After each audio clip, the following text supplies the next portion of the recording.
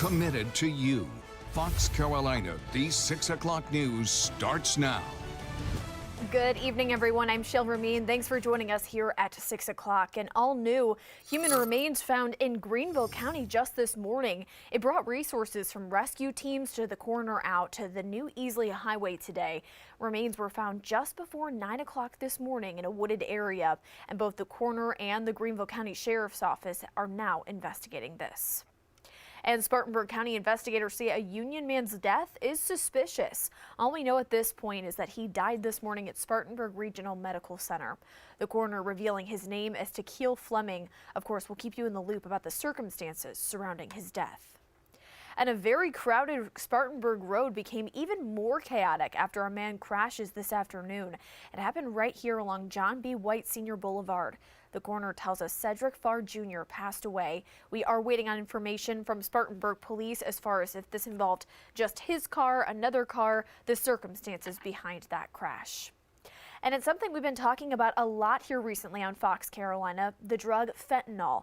Today, Asheville police got their hands on this. Take a look. More than 1,200 grams of meth and more than 140 grams of fentanyl. Two suspects, Terrell Williams and Adrian Ramsey, are both facing multiple charges for this. And as you can see, besides the drugs, officers confiscated this, a handgun, as well as more than $8,700 in cash.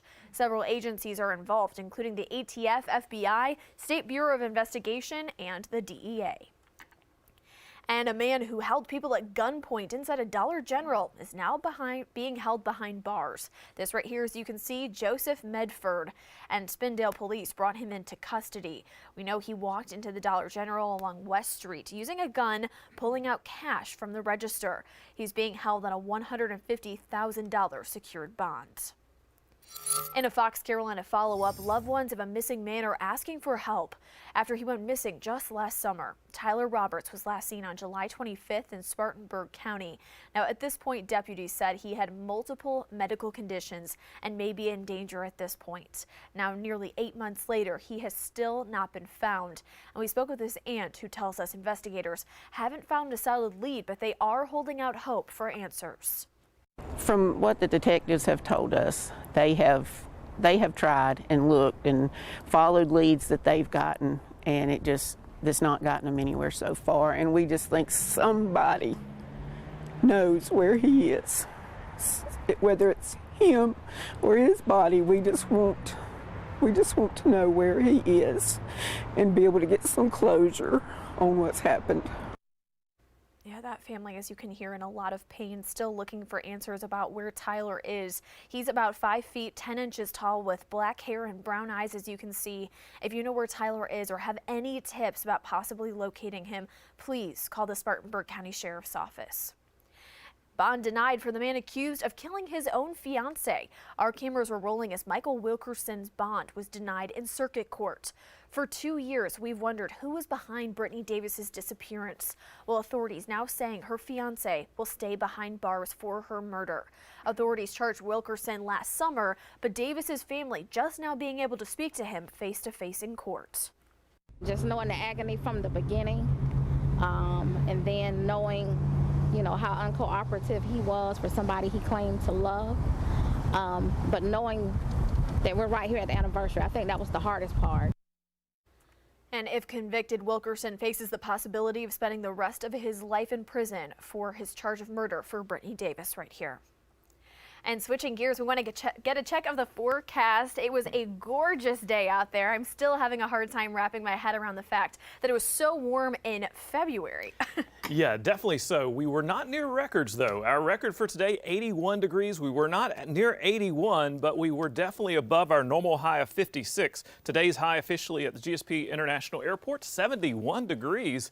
That was very nice, and it's a nice evening out there right now. And as we go through the overnight, we're going to see some clouds clouds move in, and those temperatures will be falling. 68 degrees was the high in Clemson, 61 up in Asheville. Current temperatures 64 in Spartanburg, 65 in Lawrence and Newberry, 51 degrees though already in Waynesville, 52 in Asheville, and 64 degrees over in Anderson. So our weather headlines, would you believe some light showers will move through tonight, early tomorrow morning, and maybe even some snow showers mixing in across western North Carolina.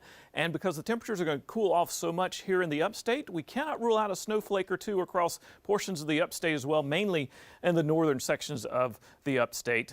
And that, again, nothing major out of this. Passing showers, maybe mixing in with a little snow, even in the upstate northern sections early on Sunday morning. And then cooler through the day on Sunday and Monday, but then milder weather moves back in and dry by midweek as we go into the middle part of the week. Lots of sunshine. But here's the frontal system that's going to bring the cooler weather, breezy conditions as well, bringing some snow showers across middle Tennessee right now.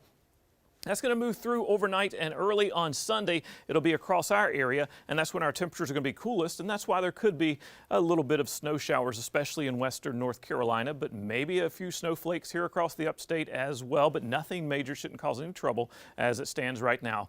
Temperatures, though, dipping will be around 43 degrees by 6 a.m., so you see the temperatures will not be that cool to support anything major as far as snow goes in the upstate. But for the mountains, cloudy skies, and again, it's only a slight chance, but across western North Carolina, definitely cold enough by 4 a.m. and even by 2 a.m. for some scattered snow showers as that moisture moves in. So here's our forecast for tomorrow. Again, early in the day, that chance of precipitation.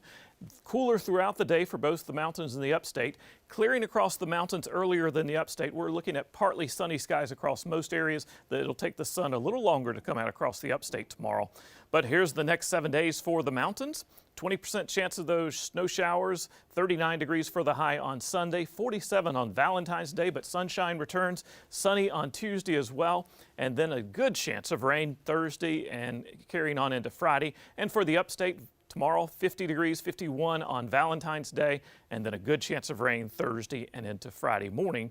Drier and cooler next weekend with a high of around 54. Shale?